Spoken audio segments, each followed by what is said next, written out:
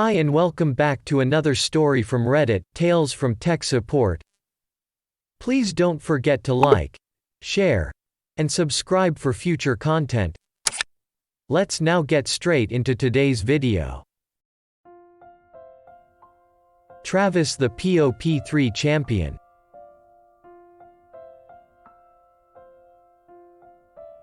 This is from years ago when I was a systems consultant for a fairly big MSP. I've always wanted to tell it properly, so I think this the right place for this lovely yarn. Be warned, this is a long read. At the MSP, I was a system consultant for multiple companies. The MSP hired me out. I traveled like a hired gun, fixing things here, getting projects done there. I was part of an operational server group, and we were pretty good at what we did. It's 2014, near the end of the day, and I'm finishing up a few things. My operations lead comes up and asks me if I'm available to meet a new client for a major issue. No job code or anything, a brand new client that heard about our company as a MSP in the city. The client knew a guy that knew a guy, and eventually hit my operations lead. I figured a lot of my operational work was done, and big projects are on hold anyway. So yeah, let's see what I can do to help. We hoofed it since their office was on the outskirts of downtown, and we were in the core. I ask a few details. What's the issue? How much time, effort we talking about? My ops lead was sparse. Didn't know the exact details, but knew that there was some email issues. When we arrive at the office, say our hellos to the CFO. She ushers us into a meeting room, and says she'll be back in a moment with the IT manager. Now, this is where it gets weird. There's about 4 other guys in the same room. I thought they were employees of the company, so to be polite I start handing out my business card and introducing myself. I greet 2 people, then the CFO steps back in. I'm paraphrasing here, but this is the gist of what the CFO says to everyone in the room. Thank you all for coming here. I'm hoping you can help us at Company X. Our email system has finally crashed, and I'm looking to each of you to provide a solution. I've brought our IT manager to help me make the decision and choose one of you. Turns out, the 4 guys in the room were all representatives for different MSP ***s in the city. The CFO called a bunch of companies to come in and present different ideas. I got past feeling embarrassed pretty quick, because now we're down to brass tacks with this company's issue. The manager lays it out the best he can. He's also the IT manager because he's good with CAD licensing, but not so great at infrastructure. He doesn't know much about the server gear, so Company X hired a third-party contractor to run the VMware Storage AD Exchange environment.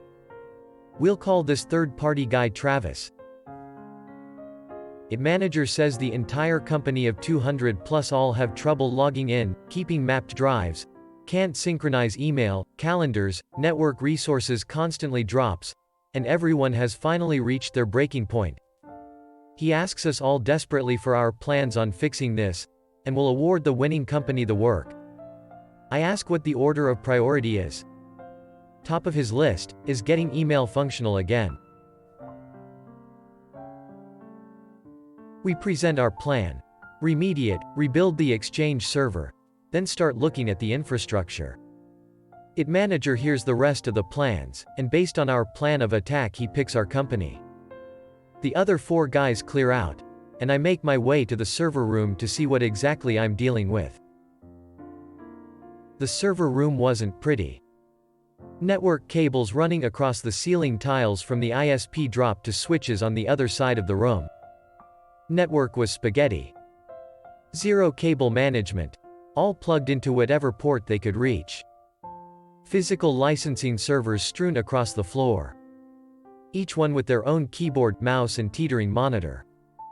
UPS devices were desktop models at full capacity, other UPS batteries were dead, and the alarm silenced. Paperwork was everywhere. Stacks of random project paperwork was anywhere space was available. Once I logged in, the underlying infrastructure wasn't in much better condition. The third-party guy, Travis, in his infinite wisdom, migrated all the users off Exchange server into some third-party POP3 SMTP service. The entire office was using Outlook 2013 with goddamn POP3 email. No IMAP protocol either. We're talking about 200 plus users dealing with the worst email system on desktops and smartphones. No functionality, no synchronization of sent items, no calendars, just a terrible setup. The backups were useless, all Veeam backups between 4 different USB-connected drives. Only project data, some SQL databases, and their CAD licensing servers. No AD information backed up. At least the VMware hosts were running. I noticed at least 2 of their drives blinking red. Uh-oh. The RAID wasn't busted, but it needed attention. I ran the serial hash, S of the Dell through the website. Out of warranty since 2 years ago. Okay, this is bad. I called up our warranty boys. Give them the serial hash and FRU of the Dell disk. About 15 minutes later, they tell me the device is registered to some company in the United States, where in Canada, shipping address, company name are completely different. This is a local company, no branch offices anywhere else. Finally, I meet Travis. Travis tells me the servers were purchased online from eBay. Gulp. My ops lead works with our procurement department on pricing out a replacement disk. I focus on the VMware infrastructure. Luckily, VMware was licensed properly, HA's enabled. The VMware ESXi hosts were all willy-nilly configured with different NTP servers. The PDC was no better, it was still picking up time from the host. It was something like 5 minutes off. No wonder everyone's network drive was disappearing. AD was not structured. No separation or hierarchy of departments. Some OUs were completely empty. Computer OU was full of objects, half of which were dead or old computers that haven't logged in for years. Travis tells me, it was a joint decision to move away from Exchange server, and all the wonderful synchronization abilities, like contacts, calendars, tasks, ability to tie into AD because the backups were too large. Also, the POP3 SMTP service is owned by the company he works for. All users also have local PST files for email since the move to SMTP. Which means, there's no email backup. If their computers die, all their client correspondence dies with them. Each user had about approximately 1 to 5 gigabytes of PST data. Also, Travis kept Outlook because it could read the NK2 autocomplete files. My ops lead calls up for some warm bodies. Desktop resources to help out while I get an Exchange server spun up on their VMware infrastructure. It was an all-nighter.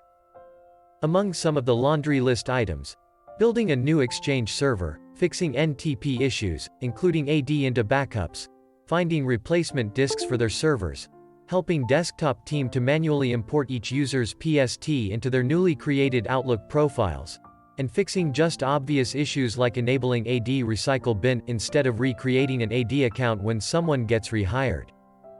Those are just some of the issues I remember.